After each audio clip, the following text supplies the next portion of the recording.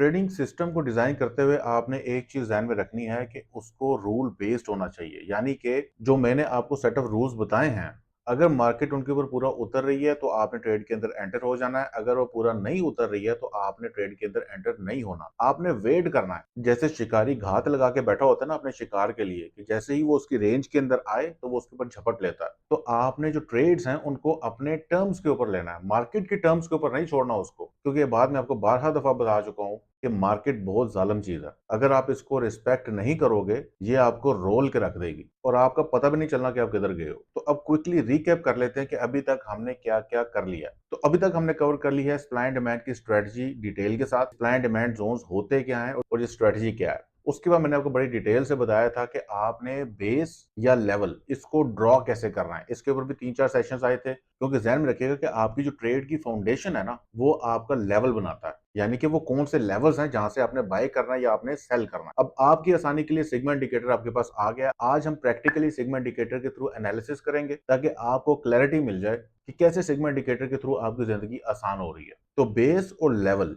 जो कि पहले मैंने आपको बताया कि आपके ट्रेडिंग सिस्टम की फाउंडेशन है, वो तो टेकन केयर हो गई। उसके बाद मोस्ट इंपॉर्टेंटली जो आपने सप्लाई एंड डिमांड के लेवल्स ड्रॉ किए हैं, उनको 4 रूल्स के ऊपर एवेलुएट करना है आपने। वो रूल्स क्या है मैंने बड़ी डिटेल से आपको बता दिया। उसके बाद हमने मल्टी टाइम फ्रेम एनालिसिस को स्टडी किया है कि डिफरेंट टाइम फ्रेम्स को कैसे आप अपने एडवांटेज के लिए यूज कर सकते हैं और अपनी विनिंग प्रोबेबिलिटी को इनहेंस कर सकते हैं। मनी मैनेजमेंट का एक तरीका कार जो कि नेस्टेड जोन्स है, हमने ऑलरेडी स्टडी कर लिया। अभी तक हम जो चीजें सीख चुके हैं, आप मार्केट के अंदर एंट्री ले सकते हैं। स्टॉप लॉस कहां प्लेस करना है ये भी मैंने आपको बता दिया है। टेक प्रॉफिट कहां प्लेस करना है ये भी मैंने आपको बता दिया है। ये सारी चीजें कवर हो चुकी हैं। तो आई होप कि आप साथ साथ प्रैक्टिस कर रहे होंगे। तो आज हम सिग्मा इंडिकेटर को प्रैक्टिकली यूज करेंगे, थोड़ा सा एनालिसिस रन करेंगे। अब मैं कोशिश करूंगा कि रेगुलर बेसिस के ऊपर सेशंस आए, क्योंकि मुझे काफी खुशी महसूस हो रही है कि काफी लोग जो है वो ट्रेनिंग को फॉलो कर रहे हैं और इस्तेफादा हासिल कर रहे हैं। लिहाजा मैं कोशिश करूंगा कि अब रेगुलर बेसिस के ऊपर सेशंस आते रहें, एनालिसिस आते रहें, चीजें आती रहें, ताकि आप उनको साथ साथ प्रैक्टिस करें और अपनी नस्लें संवार लें। तो अभी चलते हैं सीधा मेटाट्रेडर 5 पे और जरा एनालिसिस करते हैं। तो जी, ये अब हम आ चुके हैं MT5 टर्मिनल के ऊपर। आपने सिग्मा इंडिकेटर को MT5 टर्मिनल के ऊपर इंस्टॉल कर लेना। यहाँ पर आपको नजर आ रहा होगा सिग्मा 15 के नाम से। अब एनालिसिस शुरू करने से पहले आपने कॉम्बो को डिसाइड करना है। जैसा कि आपको मैंने पिछले सेशंस के अंदर बताया था कि आप टाइम फ्रेम्स की सेवरल कॉम्बोज को यूटिलाइज कर सकते हैं डिपेंडिंग अपॉन कि आप किस किस्म के ट्रेडर बनना चाहते हैं। यानी कि आप डे ट्रेडर बनना चाहते हैं, स्विंग ट्रेडर बनना चाहते हैं, स्कैल्पर बनना चाहते हैं। अगर मेरी बात की जाए तो मैं पसंद करता हूँ वीकली, डेली और 4 आवर की कॉम्बो। यानी कि वीकली टाइम फ्रेम के अंदर हम लोग ओवरऑल जायजा ले लेते हैं कि मार्केट ओवरऑल बिग पिक्चर के अंदर सप्लाई लेवल के अंदर है या डिमांड जोन के अंदर है। हायर टाइम फ्रेम का सिर्फ और सिर्फ ये मकसद होता है। बिगर पिक्चर को जानना हमारे लिए जरूरी इसलिए है कि जस्ट इन केस अगर हम लोग बैक टू बैक लॉसेस के अंदर जा रहे हैं, जैसा कि फर्ज करें कि अगर वीकली टाइम फ्रेम के अंदर हम लोग एक डिमांड जोन के अंदर हैं, उसका कतन ये मतलब नहीं है कि आप शॉर्टर टाइम फ्रेम्स के अंदर सिर्फ और सिर्फ बाई की ट्रेड्स लो या डिमांड जोन्स को ही ट्रेड कर रहे हो, क्योंकि इस तरीके से फिर आपकी नंबर ऑफ ट्रेड्स बहुत ज्यादा रिड्यूस हो जाएंगी। क्रेडिबिलिटी उनकी ज्यादा होगी लेकिन नंबर ऑफ ट्रेड्स बहुत ज्यादा रिड्यूस हो जाएंगी। तो अगर मार्केट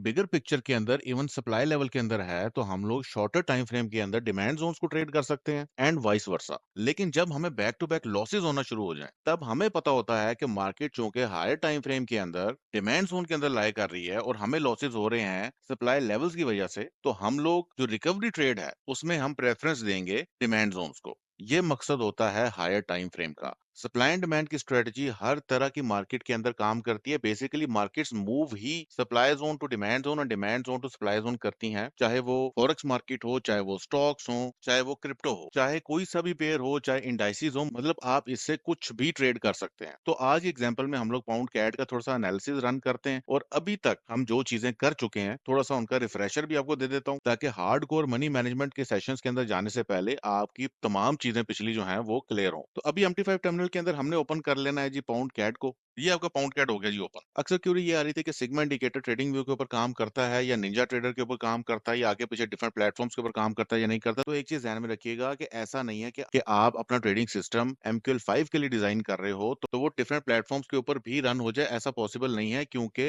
हर प्लेटफॉर्म की अपनी लैंग्वेज होती है। ट्रेडिंग व्यू की लैंग्वेज सेपरेट है, वहां पर मुझे स्क्रैच से सिस्टम बनाना पड़ेगा और सारी की सारी कॉस्ट स्पेंड करनी पड़ेगी, नए डेवलपर्स ढूंढने पड़ेंगे, वो भी एक छोटे से काम के लिए। तो आप ये कर सकते हैं कि सिग्मा इंडिकेटर को आप MT5 MT5 टर्मिनल के ऊपर रन करें और यहाँ पर जो ज़ोन्स प्लॉट होते हैं, उनको आप ट्रेडिंग व्यू के ऊपर प्लॉट कर लें और वहाँ पर आप मज़ीद एनालिसिस कर लें। नॉर्मली आपको ज़रूरत नहीं पड़ेगी, जब आपकी ग्रिफ सप्लाई एंड डिमांड के ऊपर बन जाएगी, तो आप एक नज़र में देख के बता दोगे क्या ये ज़ोन ट्रेडेबल है या नहीं है। चाहे वो ट्रेडिंग व्यू के ऊपर आप देख रहे हो, चाहे आप उसको MT5 टर्मिनल के ऊपर देख रहे हो या कहीं पर भी देख रहे हो। तो स्टार्ट करते हैं। तो अभी मल्टी टाइम फ्रेम एनालिसिस के अंदर हम जो कॉम्बो फॉलो कर रहे हैं, वो है वीकली, डेली और 4 आवर की। तो हम लोग पहले थोड़ा-सा चार्ट को सेट कर लेते हैं ताकि विजिबिलिटी थोड़ी-सी क्लियर हो। तो यहाँ पर आपने आ जाना है सेटिंग्स के अंदर। आपकी अपनी चॉइस है, चाहे आप इसको जैसे मर्ज़ी अपने टर्मिनल को सेट करें। मुझे नॉर्मली ग्रिड्स जो हैं इतनी पसंद नहीं है, तो मैं ग्रिड को ऑफ कर देता हूँ। हमने इसको ओके कर दिया। उसके बाद एक आध चीज़ और कर लेते हैं कि हम लोग ऑटो स्क्रॉल जो है उसको बंद कर लेते हैं। ये ऑटो स्क्रॉल बंद हो गया ताकि हम लोग पीछे बैक पे चार्ट को विज़िट कर सकें, क्योंकि अगर ऑटो स्क्रॉल ऑन होगा तो आपका ऑटोमैटिकली करंट प्राइस के ऊपर खींच के उसको ले आएगा। जहाँ पर जो टिक वॉल्यूम्स हैं, चूँकि हमारा वॉल्यूम से कोई लेना-देना नहीं है, तो हम इसको भी ऑफ कर देते हैं और ओके कर देते हैं। अब थोड़ा-सा नीट एंड क्लीन चार्ट आपके सामने आ गया है। तो यहाँ पर हम लोग पहले टाइम फ्रेम जो देखेंगे वो देखेंगे वीकली, ताकि हम लोग थोड़ा-सा बिगर पिक्चर के अंदर देख लें कि मार्केट कहाँ लाए कर रही है। ये हो गया जी वीकली टाइम फ्रेम। तो वीकली टाइम फ्रेम के अंदर अगर हम लोग देखें, तो यहाँ से हमें आइडिया होता है कि ये वाला डिमांड ज़ोन इतना कोई खास है नहीं। ये मेरा पॉइंटर देखें आप, ये वाला एक डिमांड ज़ोन है। तो अभी मार्केट किसी भी डायरेक्शन के अंदर जा सकती है, क्योंकि यहाँ पर डिमांड इतनी कोई खास नज़र नहीं आ रही है। तो अगर ये मार्केट यहाँ पर इस डिमांड ज़ोन के अंदर होती,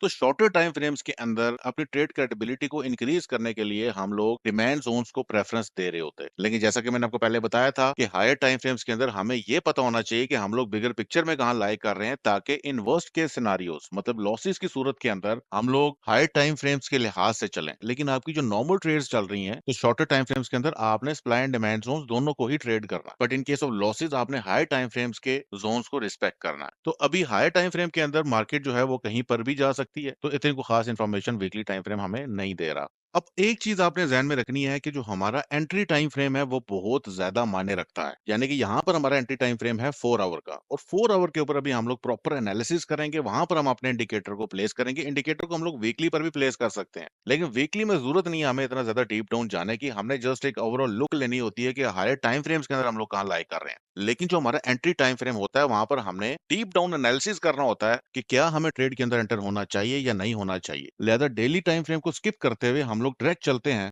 4 आवर टाइम फ्रेम के अंदर, क्योंकि सिग्मा इंडिकेटर के थ्रू आपके प्रोसेसेस थोड़े से शॉर्ट हो गए हैं।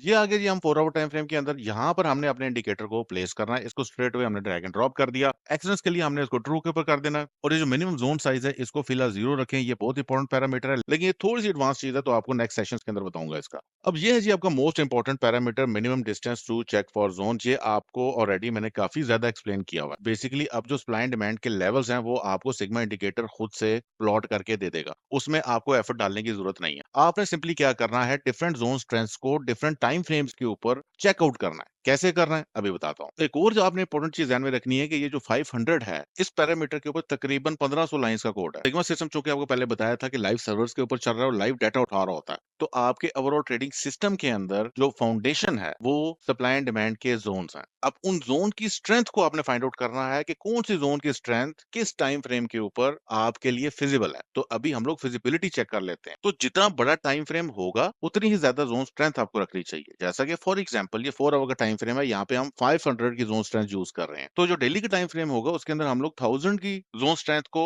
यूज करेंगे, ताकि हम इन दोनों टाइम फ्रेम्स को आपस में कोलैबोरेट कर सकें। जैसा कि मैंने आपको मल्टी टाइम फ्रेम एनालिसिस पहले सिखाया है, ये जब प्रैक्टिकली करूंगा तो आपको मजीद आइडिया हो जाएगा। तो अभी हम लोग 500 की जोन स्ट्रेंथ के ऊपर एक दफा देखते हैं कि इस टाइम फ्रेम के ऊपर हमें क्या रिजल्ट्स मिलते हैं।